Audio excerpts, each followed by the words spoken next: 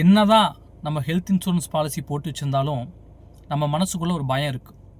நாம் போட்டு வச்சுருக்கிற பாலிசியோடைய இன்சூரன்ஸ் கவரேஜை விட அதிகமான மருத்துவ செலவு வந்துச்சுன்னு சொன்னால் அன்னைக்கு கையிலிருந்து பணம் கட்டணுமே, அப்போ என்ன பண்ணுறது அப்படிங்கிற அந்த பயம்தான். டாடா ஏஐஜியில் ஆட்டோமேட்டிக் ரீஸ்டோரேஷன் அப்படின்னு ஒரு பெனிஃபிட் வச்சுருக்காங்க.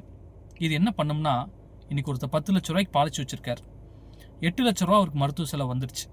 அந்த 8 லட்ச ரூபா மருத்துவ செலவு வந்தோன்னையும் ஹாஸ்பிட்டலுக்கு செட்டில் பண்ணி அவர் டிஸ்சார்ஜ் ஆகிறார். டிஸ்சார்ஜ் ஆகி வெளியில் வந்தோடனே நம்ம நினைக்கலாம் 2 லட்சம் தான் பேலன்ஸ் இருக்குது, மறுபடியும் மருத்துவ செலவு வந்ததுன்னு சொன்னால் 2 லட்சத்துக்கு மேலே போயிட்டா அவர் கையிலேருந்து கட்டணும்னு. ஆனால் என்ன நடக்கும் தெரியுங்களா? அவர் அந்த 8 லட்சம் ஃபஸ்ட்டு செலவாகி வெளியில் வந்தார் இல்லைங்களா? வெளியில் வந்த உடனேயும் திரும்பவும் பாலிசி ஆட்டோமேட்டிக்காக ரீஸ்டோர் ஆகி மறுபடியும் 10 லட்சமாக மாறிடும். அப்போ எப்போவுமே 10 லட்சமாக இருக்குமா? ஆமாம் நண்பர்களே, டாடா ஏஐஜியில் ஆட்டோமேட்டிக் ரீஸ்டோரேஷன் பெனிஃபிட்டில் ஆட்டோமேட்டிக்காக 10 லேக் டாப் அப் ஆகிட்டே இருக்கும்.